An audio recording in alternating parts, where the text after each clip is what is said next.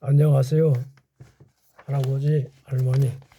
오늘은 우리 역사에 크나큰 족적을 남기신 위대한 정약용 선생님에 대해서 한번 알아볼까 합니다. 조선 후기 최고의 지성이자 조선의 레오나르도 다빈치라고 불리는 다산 정약용 선생에 대해서 깊이 있게 살펴보고자 합니다. 여러분들께서도 역사 공부하실 적에 정약용 선생에 대해서 충분히 알고 계시리라 믿습니다. 이번 기회에 다시 한번 새겨보겠습니다. 첫째, 정약용은 현재의 경기도 남양주시 조안면 능내리 당시 마제마을에서 태어나셨다고 합니다. 어릴 때부터 신동으로 이름을 날렸던 그는 22세에 과거에 합격하여 본격적으로 중앙전개에 진출하게 됩니다. 거기서 운명적인 파트너 정조대왕을 만나게 됩니다. 개혁군주 정조는 정약용의 재능을 한눈에 알아보셨습니다. 정조가 너는 나를 닮았다라고 할 정도로 두 사람의 신뢰는 두터웠죠. 과학기술의 정점 수원 화성으로 정조가 아버지 사도세자의 묘를 옮기며 수원 화성을 쌓을 때에 정약용은 서양의 기술을 참고해 거진기를 설계합니다. 덕분에 공사 기간을 획기적으로 단축하고 막대한 예산을 아낄 수 있었습니다. 1800년 든든한 버팀목이었던 정조대왕이 갑작스레 세상을 떠나게 됩니다. 이후 반대파의 공격이 시작되었고 정약용은 천주교와 연루되었다는 이유, 즉 그때가 신유박해라고 합니다. 전라남도 강진으로 유배를 떠나게 됩니다.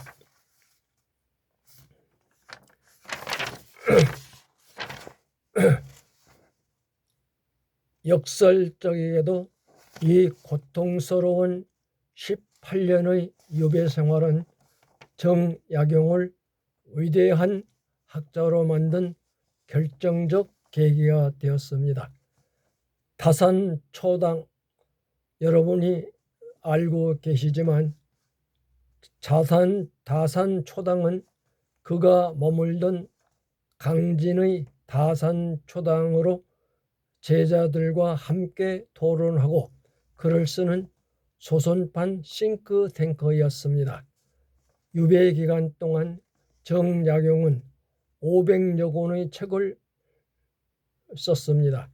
정치, 경제, 법률, 의학, 지리 등 거의 모든 학문 분야를 망라했습니다. 다산의 3대 저서는 다음과 같습니다. 정약용의 학문의 정수는 흔히 일표이서라고 불리는 3권의 책에 담겨져 있습니다. 이는 당시 도탄에 빠진 백성을 구제하기 위한 구체적인 솔루션이었습니다. 첫째 번 책은 경세유표, 국가의 기본 통치, 체제, 관제, 군제, 토지 제도 등 전반적인 개혁안을 담았습니다. 두 번째, 목민심서, 지방 수령이 즉 고을원님이 지켜야 할 도리와 행정 지침서입니다. 흠흠신서, 형법과 판결에 관한 지침서, 즉 억울한 죄인이 없도록 하는 법의학서입니다. 정약용의 사상을 살펴보자면 즉 시사골시이죠. 정약용은 당시 공허한 이론에만 매몰되었던 성리학을 비판하고 실제 백성의 삶에 도움이 되는 실학을 완성했습니다. 실사구시, 사실에 입각하여 진리를 탐구한다는 것입니다. 두 번째, 경제치용. 학문은 세상을 다스리고 실생활에 유용하게 써야 한다는 학문입니다. 3번째, 토지개혁. 농사를 짓는 사람만이 땅을 가져야 한다는 여전론과 정전론을 주장하며 부의 재분배를 고민했습니다. 백성이 통치자를 위해 있는 것이 아니라 통치자가 백성을 위해 있는 것이다 라고 정약용은 민본주의 사상을 말했습니다. 57세의 나이로 유배에서 풀려난 정약용은 고향인 마제로 돌아오게 됩니다. 그는 자신의 삶을 정리하며 집의 이름을 여유당이라고 지었습니다. 여하고 유하라는 뜻으로 살얼음을 걷듯 조심하고 경계하며 살겠다는 다짐이 담겨져 있습니다. 그는 고향에서도 저술 활동을 멈추지 않았으며 1836년 결혼 60년 기념일 아침에 가족들이 지켜보는 가운데 평온하게 세상을 떠나게 됩니다. 정약용 선생은 단순히 공부를 많이 한 학자가 아니었습니다. 그는 공직자는 무엇으로 사는가에 대한 답을 청렴과 봉사로 제시했고, 기술이 어떻게 세상을 바꾸는가를 실천으로 보여준 엔지니어와 행정가였습니다. 그의 비판적인 시각과 합리적인 사고방식은 오늘날 우리에게 큰 울림을 주고 있습니다.